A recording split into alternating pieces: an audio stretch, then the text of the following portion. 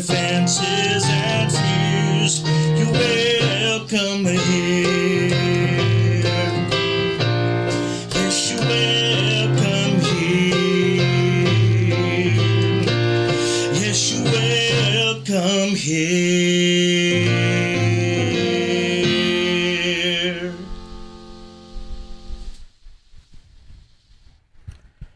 Good afternoon. I'm Reverend Dave Thompson. I'm excited to bring you back to our Civil Human Bible study today. I'm a civil human minister, so what that means is that I focus my particular ministry on building human peace and common ground. So it's in that effort that I'm actually looking at my own spiritual heritage, to look at the Judeo-Christian scriptures and specifically the teachings of Jesus, to try to find those teachings that I feel are applicable to all humans across the board. You know, regardless of our faiths that are different, our different politics, and even our different lifestyles, I truly believe that there are truths in here that are useful and beautiful for us here and now in our modern society. So let's go ahead and jump into the passage. It's Matthew chapter 25, verses 15 through 30.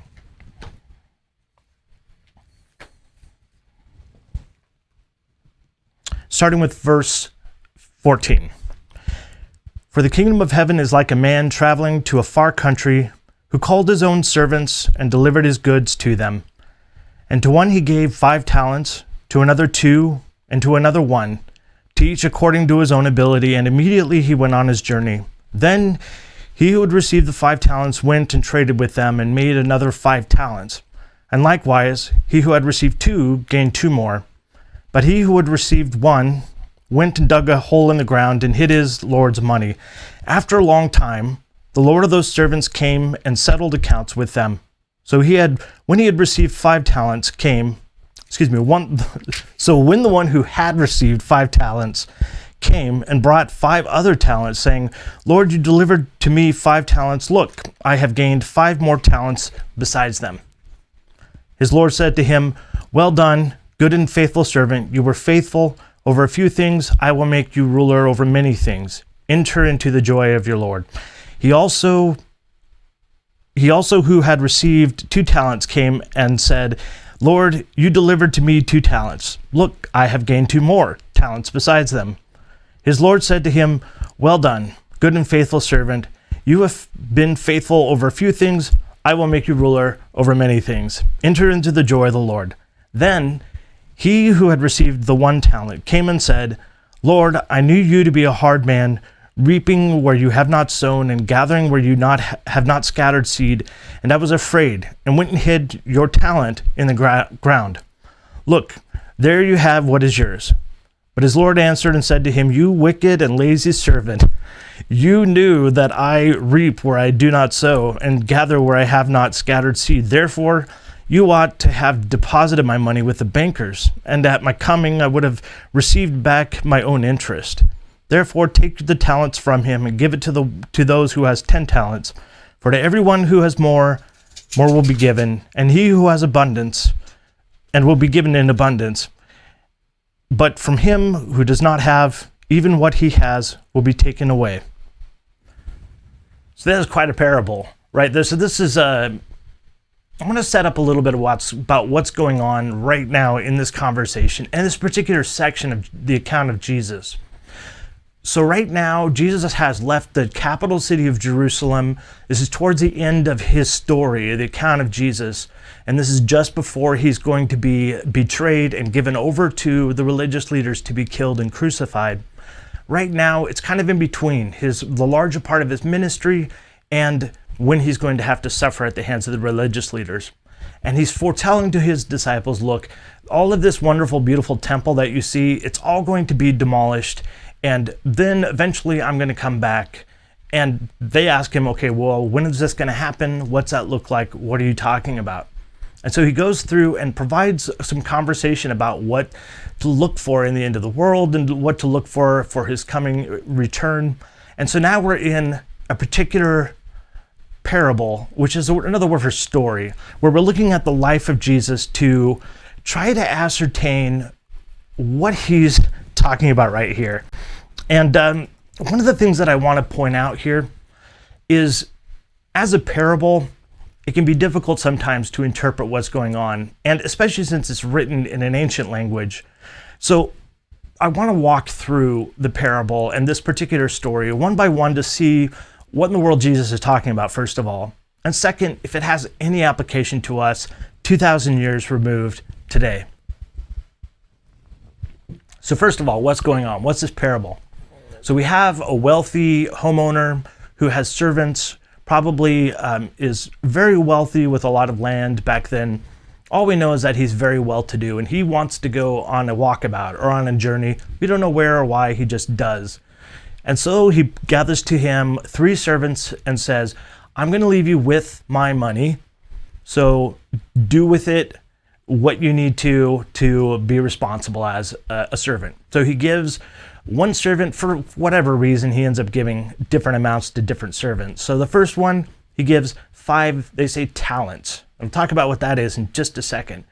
The second one, he gives 3 talents. And to the last one, he gives 1 talent. So what the heck is a talent, right? Well, we obviously interpret that as being, a skill set or a gifting or an ability that somebody has, music or creativity or math or whatever it is that you've honed as a skill. That's a talent, right? Well, that's not what it's talking about here. Actually, in this passage, that word that's translated talent actually is a kind of money. So it's a currency. It's like saying $100 bill. So a talent is a specific note of currency that represents a substantial amount of money. So in today's terms, one of these talents back then is really equivalent to about 16 years of an average annual salary for a blue-collar worker, we'll say. So this is a lot of money. 16 years worth of salary is a lot of money. So that's why it's a pretty substantial thing that he's giving it to the servant. So putting them in trusting them with something that is quite valuable. And so then we have 3 things that happen, right? The first one's given 5.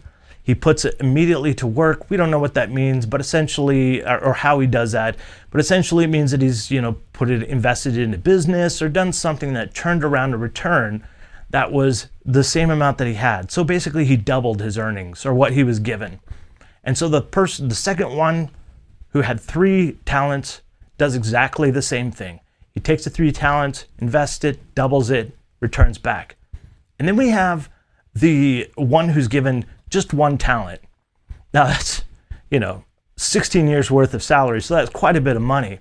But for whatever reason, this particular servant doesn't do a thing with it, but in fact actually goes and buries it in the ground.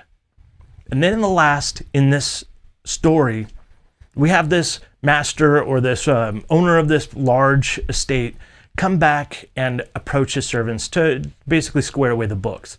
So the guy with 5 comes over and says, here you go, I've got 10 now, I doubled your profits. And he's like, hey, good job, that was really wonderful, come on in and let's have a celebration. Second guy comes in and says, hey, look at me, I doubled my profits, now it's from 3 to 6. And he says, well done, great for you.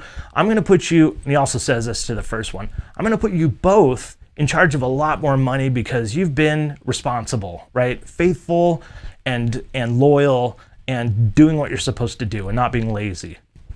And then we're given this last guy, this poor guy who is the terrible person in the story, who just takes the gold and buries it, or the money, and buries it in the ground, just sticks it in the ground and doesn't do anything with it. So he doesn't earn any money. And then he tells the master, right, this owner of the large estate, says, hey, I was worried about you because you're this person that's really stingy. The word here, hard, in this language, in the Greek language, it means to be reduced to stone or cold or essentially strict or stringent would be another word in the English language to communicate the kind of personality this servant's talking about. Because look, I was a little worried because you are really tough to know how you're going to, take the money and what your expectations are. So I was scared and put the money in the ground and didn't do anything with it. And then he gives it back to the master, to the lord, or the owner of this estate. And the owner of the estate is upset. He says, you wicked, lazy servant. You didn't do a thing with the money that I gave you. the things that I gave you. And instead, you just stuck it in the ground. Why didn't you at least put it in a bank where at least it would earn money and have some reward back? Now that's just all I've got. So I'm going to take what you've given me. I'm going to give it to the one with 10 who came back, and both of them who doubled their profits. And you are going to leave, exit stage left through the door into the darkness where there's weeping and gnashing of teeth, as it says. Wow. So what the heck is this about? And why is Jesus telling this particular story? What does it have to do with them back then? But also, does it have any relevance to us as human beings right here and right now? I do believe yes, but we'll get to that in a second. So what's going on here? And why is Jesus saying this story? There are a couple different versions of this, a couple different takes on it. And one of those is that Jesus is essentially just talking about good followers or good students of his, that when they are given ability, when they are given and put in charge in leadership or in positions that give them influence, and yes, many of them may have money, have a substantial amount of money. And so what's the goal here? And what's the reward? The first two, they worked. They took what they were given, they used their talents and this money, they doubled it and did something with it so that when they got back, the owner was actually going to get some money back. And frankly, even a savings account, as the owner was saying, if you put the money in a savings account, at least it would have earned some interest. So the whole point is taking what we've got, our talents, our worth, and I'm going to use the word talents in the sense of skill and of ability, because I think that actually works in this scenario. And it actually is really what I think he was talking about as well. So what the heck is with this last person, right? This was a little difficult for me, I'll be honest. I didn't quite understand why the owner was upset that this person didn't do anything with the money. It's not like he spent the money frivolously. It's not like he went and gambled it away. He actually still had the money. It's not as if the owner lost anything. Well, kind of, because really, in a span of time, money and inflation and the cost of living all increase. And so the idea is that the money should increase with it, and that's being wise with money. Why is the owner upset? And why is this a big frustrating point for Jesus? Because it seems a little harsh to punish somebody who just, didn't do anything bad. He just didn't do anything good. And that's where the rub lies, I think, with Jesus. It isn't about just doing bad things. It's about doing good as well. This, I think, for two reasons back then was important. First, for the leadership. Jesus was speaking about the Pharisees, the religious leaders of his day, who in just a little while are going to crucify him and torture him. These are the individuals who are in charge of religion in their day. They're the people who have the mega churches or mega synagogues back then. They're the people who dress in nice clothes and have nice camels, and they have all the nice stuff because they're in charge. Everybody loves them because they pray really well, they speak really well. But Jesus' point here is you haven't done anything good with the leadership and with what you've been given in this scenario.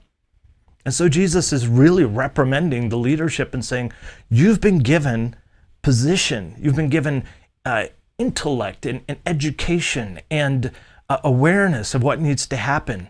And that's different from those who don't have anything, from those who are poor, who don't have the opportunity to study these teachings and these good ideas, who need you and seek you to help.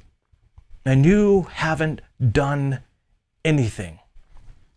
And it's not as if the Pharisees hadn't done just like nothing, but they didn't do anything good or anything positive for society. And in fact, all they did was talk about how scary God was and how powerful God was and how much they needed to be afraid of him so that they didn't get punished in the end. Instead, I think, and this is one thing that I love, and I'm going to wrap up here on this point, Jesus makes an effort to point out that the two people who saw God really as a positive, as somebody who is giving them responsibility, not because he's trying to punish them or trip them up, but because he wants them to have a good life. And what comes from that is a good feeling of being able to do good things and have good things prosper. When we do good things in our society, good things come back. Good things grow, and other people want to do them as well. Our efforts will double. But when we don't do anything, we are just as culpable, just as responsible as those who are doing wicked things.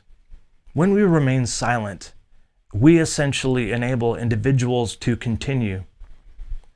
And I know that I don't have to go too far to talk about situations and opportunities today where we can have that kind of impact, where we have to ask ourselves a question: with the skills, with the abilities, the talents, and the money, or the position and the influence, are we not just not doing bad things, but are we doing good things? Are we trying to make a positive impact on us in our society? And that is the teaching I believe translates across all religions. It translates across all politics. It translates across all lifestyles. When we are kind, when we are merciful, when we are humble, when we are peacemakers, when we do these good things, those good things will double and multiply. It's a basic secret of the universe. When we put something out there, it will grow. Sometimes it takes a while, but eventually it does. Because when people see good, they're inspired to do good things. And they will do good things, and people will be inspired by them. And that's a basic truism in our universe. It's a basic reality of living in society. And so I might just encourage you, as I've been thinking about ways that I can take a stand, sometimes that means finding our particular audience and finding our particular voice. We won't all sound the same. We're not all given the same skill sets. For some of us, it's a matter of making our children feel good about themselves, of giving them a place of love and acceptance, and of the ability to learn in their family what love looks like and what commitment to love looks like. Maybe that's your ability, your skill set. Maybe it's being able to cook a great meal, to have somebody sit down and eat and feel happy as a result of good food. Maybe it's teaching a classroom of students and being an example of mercy, of being an example of peacemaking, of being an example of these concepts and of these teachings that we've been talking about, that as human beings create a society that we can live in that is peaceful and is the best chance of happiness for everybody. I want to thank you so much for joining me. I really appreciate it when you provide your comments or reflections in the comments below the video. It's wonderful for me to hear your perspectives, and I know other people enjoy that as well, because you're the only person in this universe who has the ability to see things the way you see them. Nobody else can, and that makes you unique and precious. And I would ask that you like my Facebook page so that we can stay in contact with one another. And also, if you're on YouTube, there's a little box right down here. You can click on to subscribe, and we can continue to converse and to talk about how as human beings we can live together in peace and find that common ground to make that so. So until tomorrow, live at noon, I want you to know that I love you. And I hope you choose to love yourself. That is the only love that we truly have any control over in this world. And now I invite you, as we go about the rest of our day, to love those around us the same way. Thank you.